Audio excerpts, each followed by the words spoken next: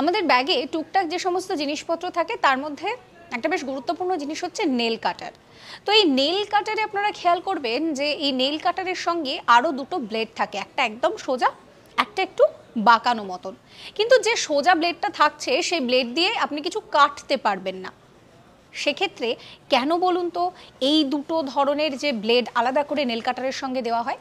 তার অন্যতম প্রধান কারণ হচ্ছে যে এই যে একদম লম্বা ধার নেই যে ব্লেডটা, সেই ব্লেডের মূলত কাজ হচ্ছে নখটাকে ফাইল করা। অনেক সময় নখ কাটার পরে যেটা দেখা যায় যে মাথাটা এবড়ো খেবড়ো হয়ে রয়েছে, সেট হয়নি, আনইভেন হয়ে রয়েছে, সেই জায়গাটাকে সেট করার জন্য, সেটাকে ইভেন করার জন্য এই ব্লেডের ব্যবহার করা হয়। আর একটা যেটা একটু বাঁকানো মতন ব্লেড থাকে, তার কাজ কি, সেটার মুখটা আবার দেখবেন একটুখানি তির্যক মতন হয়। তার কাজ হচ্ছে যে অনেকেই বড় নখ রাখতে পছন্দ করেন, সেক্ষেত্রে নখকে পরিষ্কার রাখার জন্য এই যে যন্ত্রটা সেটাকে ব্যবহার করা হয়।